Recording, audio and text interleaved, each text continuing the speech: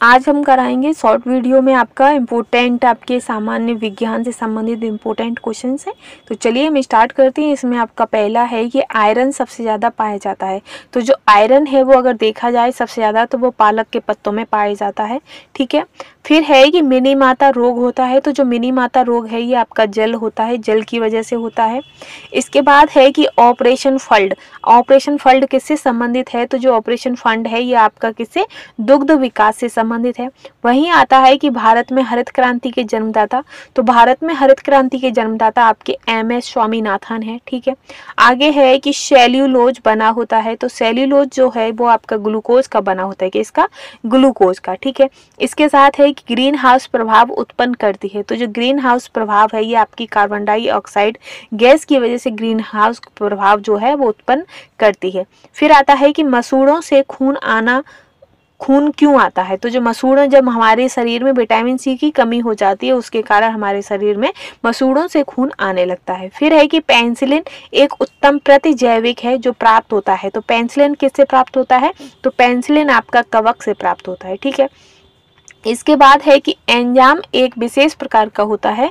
तो जो एंजाइम है ये आपके प्रोटीन होते हैं। क्या होते हैं? प्रोटीन होते हैं। फिर आता है कि पौधों के लिए उत्तरदायी गैस कौन सी है? तो पौधों के लिए CO2 यानी कि कार्बन डाइऑक्साइड है। इसके बाद है कि कोशिका भित्ति होती है। तो कोशिका भित्ति कैसी होती है? तो निर्जीव होती है। ठीक है। इसके बाद है कि क्लोरोप्लास्ट पाया जाता है। तो क्लोरोप्लास्ट आपका सिर्फ पादप कोशिकाओं में पाया जाता है। इसके बाद है कि अर्धसूत्री विभाजन होता है। तो अर्धसूत्री जो विभाजन है ये केवल जनन कोशिकाओं में ही होता है। नेक्स्ट है कि लाल व भूरे शैवाल पाए जाते हैं। तो लाल व जो भूरे शैवाल हैं ये आपके समुद्र में पाए जाते हैं। इसके बाद है कि पनीर बनाने में काम आता है। तो पनीर बनाने में किसका काम होता है? तो एस्परजिल्स यानी कि कवक का यूज होता है। मनुष्य में जो दाद रोग हो जाता है ये आपका किसका कारण है? तो ये आपके कवक के द्वारा होता है।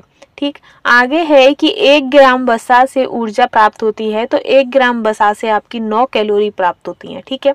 फिर है कि एंटीबॉडीज के निर्माण में सहायक होता है। तो प्रोटीन सहायक होता है। ठीक। इसके बाद है कि नाड़ियों को स्वस्थ रखता है तथा हृदय की धड़कन को सुसंचलित करता है। तो क्या? तो कैल्शियम। पित्तरस निकलता है। तो पित्तरस आपका यकृत लीवर से निकलता है। तो आज के जो इम्पोर्टेंट साइंस के क्वेश्चंस थे वो हमने कंप्लीट कर लिए हैं। आई होप आपको सीरीज पसंद आई होगी और ऐसे ही कंटेंट के लिए चैनल के साथ बने रहिएगा। Thanks for watching.